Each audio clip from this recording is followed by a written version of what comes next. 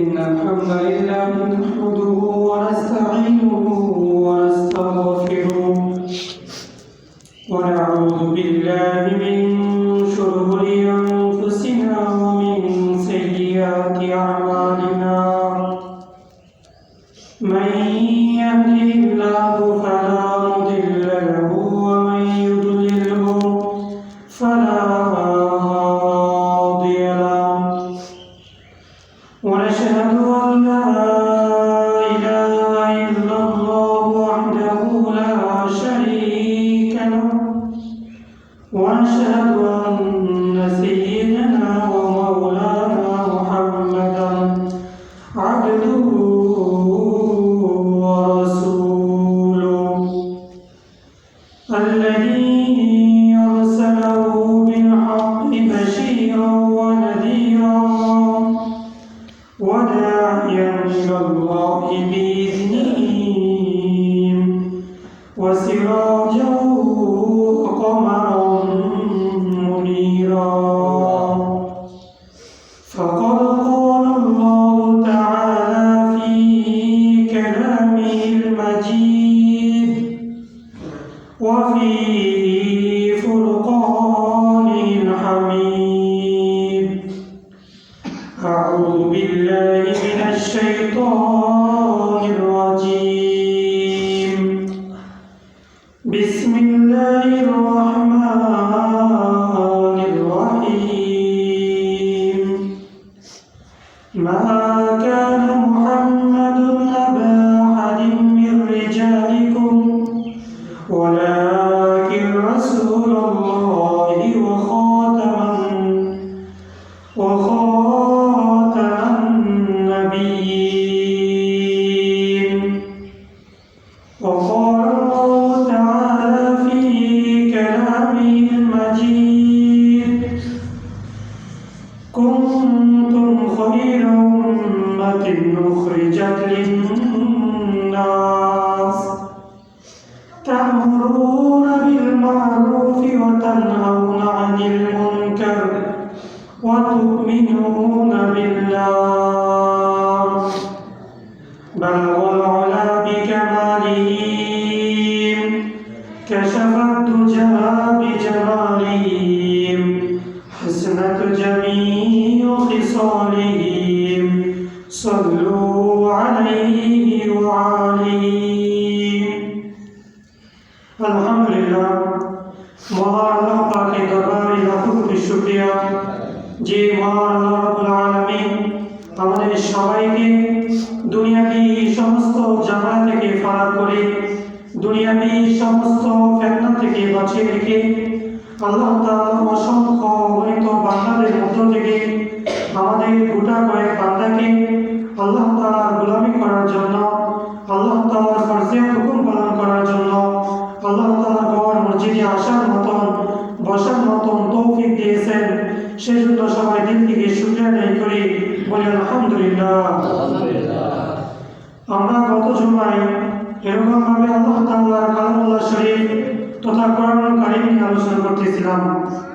আজকে আমরা ইনশাআল্লাহ আল্লাহ রাব্বুল আলামিনের সবচাইতে সম্মানিত ব্যক্তি সবচাইতে মর্যাদাবান পুরুষ আমাদের উম্মতি মুহাম্মদীর সবচাইতে নবী যিনাকে মুহাম্মদী উম্মতের আইডল মনে করা হয় ওনার বিষয়ে ইনশাআল্লাহ কথা বলা হবে। আল্লাহ তাআলা পবিত্র কালামুল্লাহ শরীফে সূরাতুল আহজাবের মধ্যে বলতেছেন মা কানা মুহাম্মাদুন আবা আহাদিন মির রিজালিকুম ওয়ালাকিন রাসূলুল্লাহি ওয়া খাতামান নাবিয়্যিন। আল্লাহ সুবহানাহু ওয়া তাআলা সূরাতুল আহজাবের মধ্যে বলতেছেন মা কানা মুহাম্মাদুন আবা আহাদিন মির রিজালিকুম, তোমাদের মধ্যে আমি যে নবী প্রেরণ করিয়াছি তোমাদের মধ্যে আমি যে রাসূল প্রেরণ করিয়াছি তিনি কারো পিতা নন, তিনি কারো অভিভাবক নন, বরং তিনি হচ্ছে আমার প্রেরিত রাসূল এবং সমস্ত উম্মতের আইডল, সমস্ত উম্মতের জন্য আপনাকে নবী হিসেবে বানিয়েছি।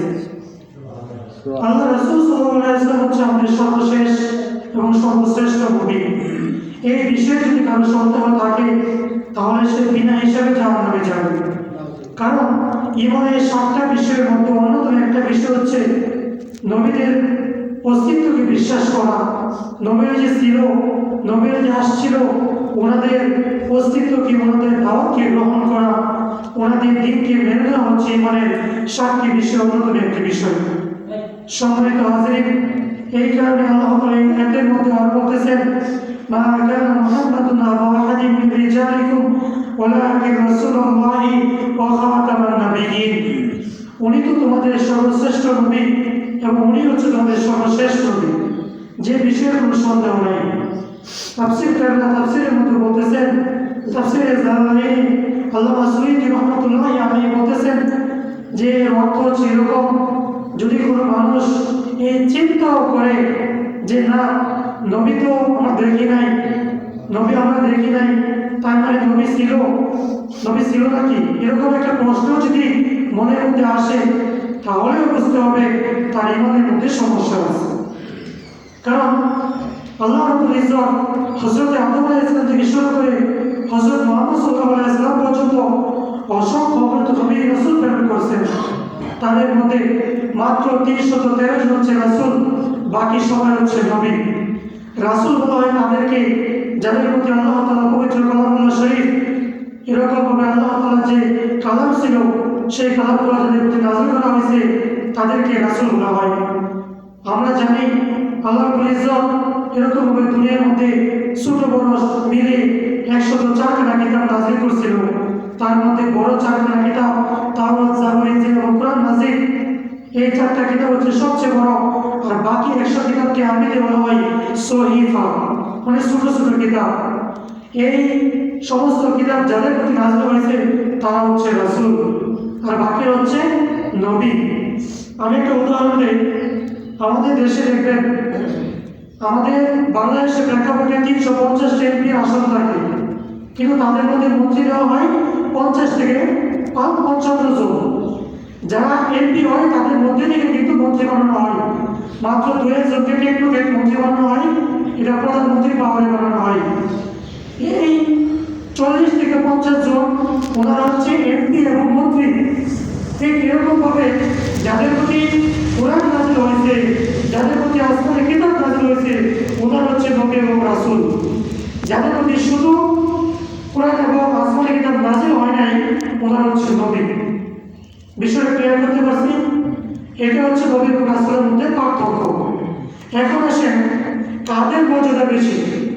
আমাদের নবীদের মর্যাদা বেশি, ইহুদিদের নবীদের মর্যাদা বেশি, না খ্রিস্টানদের নবীদের মর্যাদা বেশি? কারণ খ্রিস্টানরা হযরত ঈসা আলাইহিস সালামকে আল্লাহ তাআলার পুত্র মনে করে, নাউযুবিল্লাহ। ওনারা মনে করেন যে ঈসা ইবনে মারইয়াম, আমরা জানি ঈসা আলাইহিস সালামের পিতা ছিল নাকি? ওনার মা ছিল মারিয়াম আলাইহিস সালাম।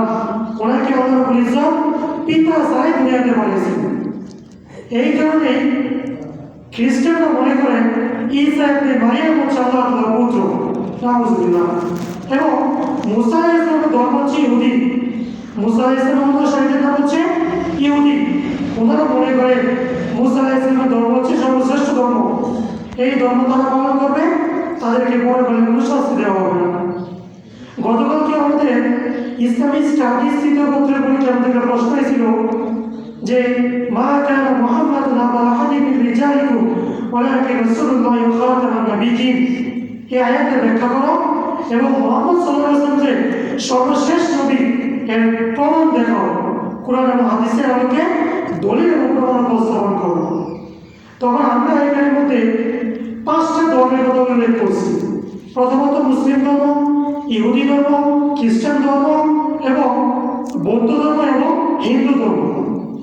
5টা ধর্মের মধ্যে ওদের কি কি কার্যকলাপ, ওদের কি কি গ্রন্থ আছে, ওদের প্রবর্তক কি, সবগুলো উল্লেখ করে আমাদের ইসলাম ধর্মের দলিলাদি দিয়া আমাদের ধর্মের সবচেয়ে শ্রেষ্ঠ দলিল দিয়েছি সূরাতুল আহজাবে মা কানা মুহাম্মাদুন এবং কুনতুম খায়রা উম্মাতিন উখরিজাত লিন-নাস তা'মুরুনা বিল মা'রুফ ওয়া তানহাউনা আনিল মুনকার।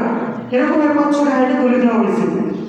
তার মধ্যে হাদিস থেকে জানছি আমরা, যে হাদিস থেকে আমরা এরকম জানতে পারি যে রাসূল সাল্লাল্লাহু আলাইহি ওয়াসাল্লামকে প্রশ্ন করা হয়েছিল যে হে আল্লাহ রাসূল, আপনি যে সর্বশেষ নবী, এটা প্রমাণ কি? যে বলতেছে দেখো উদাহরণটা উনি এইভাবে দিয়েছিল যে একটা ঘর বানানো হয়েছে, একটা ঘর বানানো হয়েছে, চারদিকে ওই ঘরের সমস্ত ইট গাঁথা হয়েছে, মানে ইট আছে না, ইটগুলো সুন্দরভাবে গাঁথা হয়েছে, কিন্তু একটা কোণার মধ্যে শুধু একটা ইট গাঁথা হয় নাই, একটা কোণার মধ্যে শুধু একটা ইট গাঁথা হয় নাই, কিন্তু ওই ঘরটা খুব সুন্দর করে ডেকোরেশন করা হয়েছে। মানুষ আসতেছে, ওই ঘর দেখতেছে, ঘর দেখে দেখে বলতেছে যে মাশাআল্লাহ ঘর তো খুব সুন্দর হয়েছে, কিন্তু এই কোণা এই ইটটা লাগাইলে আরো সুন্দর হইতো। তুমি বলতেছে সমস্ত নবীরা হচ্ছে এই ঘরের ইটের মতো, কিন্তু আমি রাসূল সাল্লাল্লাহু আলাইহি ওয়াসাল্লাম বলছি ওই শেষ একটা ইট, যে ইটটা গাঁথার পরে ওই ঘরটা পরিপূর্ণতা পাইছে। বিষয়টা বুঝেন নাই? যে এই সমস্ত একটা ঘর, এই ঘরটা শুধু একটা ইট বাকি আছে, দেখতে তো খারাপ দেখা যাবে, আমরা অনেকেই বলবো যে সমস্ত কাজ করতে পারলো, একটা ইট লাগাইলে কি হইতো, একটা ইট লেগে লাগাইল না। তখনই আল্লাহ রাসূল সাল্লাল্লাহু আলাইহি ওয়াসাল্লাম বলতেছে যে সমস্ত নবী হচ্ছে এই ঘরের বাকি ডেকোরেশন ইটের মতো, আর আমি মুহাম্মদ সাল্লাল্লাহু আলাইহি ওয়াসাল্লাম হচ্ছি ওই শেষ একটা ইট, যে ইট দ্বারা ওই ঘরকে পরিপূর্ণ করা হয়েছে। এই আয়াতে বলে কি আল্লাহ সূরা আন-নাহলের মধ্যে বলতেছেন আল-ইয়াওমা আকমালতু লাকুম দীনাকুম ওয়া আতমামতু আলাইকুম নি'মাতি ওয়া রাদিতু লাকুমুল ইসলাম দীনা। যে হে নবী সাল্লাল্লাহু আলাইহি ওয়াসাল্লাম, আল-ইয়াওমা আকমালতু লাকুম, আমি আজকে ইসলামকে দিন হিসেবে প্রেরণ করেছি, ওয়া আতমামতু আলাইকুম, এবং তোমাদের উপর প্রেরণ করেছি, ওয়া রাদিতু লাকুমুল ইসলাম দীনা, এবং তোমরা এই দিনকে গ্রহণ করো, তাহলে এটা কি আমি তোমাদের উপর রাজি খুশি হয়ে যাবো। সময় কাজের এতগুলো কথা বলার অর্থ একটাই যে আল্লাহ রাসূল সাল্লাল্লাহু আলাইহি ওয়াসাল্লাম হচ্ছে আমাদের সর্বশেষ এবং সর্বশ্রেষ্ঠ নবী। বাকি নবীরা আমাদের সর্বশ্রেষ্ঠ নবী, ওনারাও আমাদের মর্যাদা অধিকার রাখে। কি জন্য? আল্লাহ রাসূল সাল্লাল্লাহু আলাইহি ওয়াসাল্লাম যখন মেরাজে গিয়েছিল, আর একটা কথা বলে দিই, সামনে 28 তারিখ হচ্ছে আমাদের মেরাজের রোজা, সামনে মঙ্গলবার, যাদের সম্ভব হয় রাখার চেষ্টা করবো। তো আল্লাহ রাসূল সাল্লাল্লাহু আলাইহি ওয়াসাল্লাম যখন মেরাজে গিয়েছিল, তখন যাইতে যেতে পথের মধ্যে হযরতে মূসা আলাইহিস সালামের সাথে ওনার দেখা হয়েছিল। হযরতে মূসা আলাইহিস সালামের সাথে যখন ওনার দেখা হয়েছিল, তখন মূসা আলাইহিস সালাম কান্না করতেছিল। কি জন্য? তো আল্লাহ রাসূল সাল্লাল্লাহু আলাইহি ওয়াসাল্লাম বলতেছেন, হে মূসা নবী, আপনি কি জন্য কান্না করতেছেন? আপনি তো নবী, আপনি রাসূল, আপনি আল্লাহ তাআলার সাথে কথা বলছেন, আপনাকে বলে মূসা কালিমুল্লাহ, আপনি আল্লাহর সাথে কথা বলছেন, আপনি কি জন্য কাঁদতেছেন? যে বলতেছে যে আমি আমার শ্রেষ্ঠত্ব নিয়ে কাঁদতেছি না, আমি আমার মর্যাদা নিয়ে কাঁদতেছি না, আমি তো চিন্তা করতেছি, আমি তো মনে করছিলাম আমি হচ্ছি মূসা কালিমুল্লাহ, আমি হচ্ছি মূসা কালিমুল্লাহ, আল্লাহ তাআলার সাথে কথা বলছি যে আমার উম্মতরা সবচেয়ে শ্রেষ্ঠ হবে, আমার উম্মতরা বেশি জান্নাতে যাবে, কিন্তু এখন তো দেখতেছি আপনার মর্যাদা এত বেশি, আপনার উম্মতের মর্যাদা এত বেশি যে আপনার উম্মত 70,000 উম্মত বিনা হিসেবে জান্নাতে যাবে। এটা তো শুধু 70,000 উম্মত। তো পরবর্তী কি বলতেছে যে 70,000 উম্মতের কথা বলছে, আল্লাহ রাসূল বলতেছে যে আমার তো 70,000 উপরে সাহাবী আছে, তো উম্মতের কি অবস্থা হবে? আমার তো 70,000 উপরে তাদের তাবেঈন আছে, বাকি উম্মতের কি হবে? তখন আল্লাহ রাসূল সাল্লাল্লাহু আলাইহি ওয়াসাল্লামকে আল্লাহ তাআলা ওহী নাযিল করল, হে আল্লাহ রাসূল, তুমি জেনে রাখো তোমার ওই 70,000 উম্মত এক একজন আরো 70,000 করে জান্নাতে নিয়ে যাবে। এরকম ভাবে আমরা হিসাব করে দেখতে পারি 70,000 উম্মত যে আরো 70,000 উম্মতকে নিয়ে যায়, 49,000 কোটি উম্মত বিনা হিসেবে জান্নাতে চলে যাবে। চিন্তা করেন পৃথিবীর মধ্যে মুসলমানের সংখ্যা যদি আপনার হয় এই 700 থেকে 800 কোটি টোটাল মানুষ হয়, মুসলমান আছে আপনার 2.5 থেকে 300 বা 400 কোটি। এরকম বিনা হিসাবে আমাদের প্রায় 49,000 কোটি এরকমভাবে একটা হিসাবের মতো কম বেশি হইতে পারে, এরকম উম্মত বিনা হিসেবে জান্নাতে যাবে। এখন কারা যাবে? প্রশ্ন হয় না যে আমি তো উম্মত, আমি নামাজ পড়ি, আমি নামাজ পড়ে জানাজা যাবো, আরেকজন ঘরে হইতে ঘুমায় কিংবা জানাজা যাবেও, এটা কিরকম ইনসাফ করবে? প্রশ্ন হয় নাকি? যে আমি সারা রাত ইবাদত করলাম, আমি সারাদিন মেহনত করলাম, আমি পরীক্ষার আগে পুরো 1 বছর প্রিপারেশন নিয়ে আমি পেয়েছি ক্লাস, আরেকজন নকল করে সেও পেয়েছে ক্লাস, যে দুজনের মর্যাদা করি। আসলে মর্যাদা তো সার্টিফিকেট না, আমাদের মর্যাদা সার্টিফিকেট না, মর্যাদা হচ্ছে আমার এলএমএ। অনেকেই দেখবেন বড় বড় গ্রাজুয়েশন কমপ্লিট করা, সে নিজে পড়তেও পারে না, ছাত্রকে পড়াইতেও পারে না। আবার দেখবেন তেমন শিক্ষিত না, মোটামুটি শিক্ষিত, তাকে আল্লাহ এমন এলএম দিছে, হেলেমও দিছে যে নিজে বুঝে মানুষকে বুঝিয়ে দেওয়া। সময় আছে, এই কারণেই আল্লাহ তাআলা ওই সময় যাদেরকে জান্নাতে দিবেন, হাদিসে বাকি বলা হয়েছে যে যাদের অন্তরের মধ্যে একটা সরিষা দানাকে 70 টুকরা করার পর যে ছোট একটা টুকরা আমরা খালি চোখে দেখতে পাই, দেখতে পাবো একটা সরিষা অনেক ছোট, এইটাকে যদি আবার 70টা টুকরা করা হয়, যেরকম ভাবে খালি চোখে দেখা সম্ভব নয়, তার ভিতরে যদি এরকম সামান্যতম ঈমান থাকে, সেও জান্নাতে যাবে। এখন যারা পরিপূর্ণ ঈমান নিয়ে যাবে, তাদেরকে আল্লাহ তাআলা জান্নাতুল ফিরদাউসের ব্যবস্থা করবেন। আমরা জানি জান্নাতে 8টা দরজা আছে না? সবাই কি জান্নাতুল ফিরদাউসে যাবে? যাবে না। কেউ জান্নাতে রায়্যান নামক দরজা দিয়ে যাবে, কেউ জান্নাতুল ফিরদাউসে যাবে। এরকম ভাবে আমল অনুযায়ী, ক্যাটাগরি অনুযায়ী জান্নাতে হবে। আপনি যেরকম আমল করবেন এরকম জান্নাত পাবেন, যে বড় আমল করবে তাকে এরকম ভাবে উচ্চ মর্যাদা দেওয়া হবে। সম্মানিত হাজির, এই কারণেই আমাদের নবীদের সর্বশ্রেষ্ঠ নবী, এটার মধ্যে কোনো সন্দেহ নেই। আল্লাহ রাসূল সাল্লাল্লাহু আলাইহি ওয়াসাল্লাম ভবিষ্যৎবাণী করে গেছিল যে আমি মারা যাওয়ার পর, আমার ওফাতের পর দুনিয়ার মধ্যে 30 জন মিথ্যা নবুয়ত দাবিদার আসবে। 30 জন মিথ্যা নবুয়ত দাবিদার আসবে। এদেরকে বলা হয় মিথ্যা নবুয়তদারী, তারা নবুয়তকে বিশ্বাস করে না। এরকম ভাবে মুসাইলামাতুল কাজ্জাব নামে অনেক বন্ড নবীর আবির্ভাব ঘটছে এবং চলে গেছে, সামনেও কিছু ঘটবে। এদের থেকে আমাদের ঈমানকে হেফাজত করতে হবে, এদের শয়তানি থেকে আমাদেরকে হেফাজত করতে হবে। কারণ পশ্চিমারা, ওই আমাদের পশ্চিমে যারা আছে, ওরা প্রতিনিয়ত চাইতেছে মুসলমানের ঈমানটাকে ধ্বংস করার জন্য। ওরা প্রতিনিয়ত চাইতেছে মুসলমানকে কিভাবে গুমরাহি করা যায়। তার ধারাবাহিকতায় আমাদের দুনিয়াতে কিছু নামধারী আলেম আছে, যারা টাকার কাছে বিক্রি হইয়া মানুষকে ভুলভাল দিন বুঝাইতেছে, কোরআনের অপব্যবহার তাফসীর করতেছে, হাদিসের অপব্যাখ্যা করতেছে। আল্লাহ তাআলা এই সকল নামধারী জাহেল মূর্খ থেকে আমাদের হেফাজতে থাকার তৌফিক দান করুন, এবং মুহাম্মদ সাল্লাল্লাহু আলাইহি ওয়াসাল্লাম যে দিন নিয়ে আসছে, এই দিনের উপর ইস্তেকামতের সহিত থাকার তৌফিক দান করুন। আর এই দিনের উপরে থাকতে গেলে আপনার উপর মুসিবত আসবে, বিপদ আসবে। কারণ আল্লাহ রাসূল যখন দিনের কাজ করছে, উনি মায়ের খাইছে, অপমানিত হয়েছে, লাঞ্ছিত হয়েছে, সব কিছু হয়েছে। এখন আপনি নবীর উম্মত দাবি করবেন আর নিজে মিষ্টি খাবেন, এইটা তো হইতে পারে না। নবীর কাজ নবীর মতো হইতে হবে।